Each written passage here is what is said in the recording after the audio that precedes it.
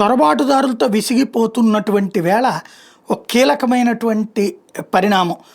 అంటే ప్రజలందరూ తిరగబడుతుండేటప్పటికి బ్రిటన్ ప్రభుత్వం ఒక కీలకమైనటువంటి నిర్ణయం తీసుకుంది. అక్రమ వలసదారులకి యూకే ప్రధానమంత్రి కీర్ స్టార్మర్ గట్టి హెచ్చరికలు చేశారు.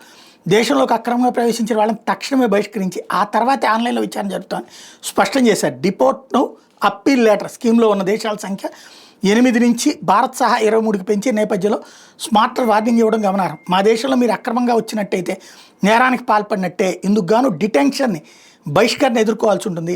సాధ్యమైనంత వేగంగా మిమ్మల్ని వెనక్కి పంపించేస్తా ఉంటూ తాజాగా పోస్ట్ చేసుకొచ్చారు. ఎంతో కాలంగా విదేశీ నేరగాళ్ళు మా వలస వ్యవస్థను దుర్వినియోగం చేస్తున్నారు.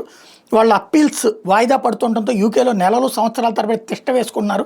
దీనికి ముగింపు పలుకుతామన్నారు. తాజాగా పెంచిన జాబితాలోని 23 దేశాలకు చెందిన అక్రమ వలసదారులను తక్షణం దేశం నుంచి వెనక్కి పంపించేస్తారు. వాళ్ళ అప్పీళ్ల మీద వీడియో లింక్ ద్వారా విచారణ చేపడతారు. విదేశీ నేరగాళ్లను తొలగించడం, డిటెన్షన్ సెంటర్పై ఒత్తిడి తగ్గించడం, ప్రజాధనాన్ని ఆదా చేయడమే తమ లక్ష్యమని యూకే ప్రభుత్వం అంటోంది.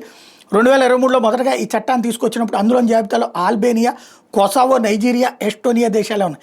విస్తరించిన జాబితాలో భారత్తో పాటు Australia, Canada, Malaysia, Kenya, Uganda తదితర దేశాలను చేర్చారు. దీని మీద ఆయా దేశాలతో యూకే అధికారులు చర్చలు ప్రారంభించారు.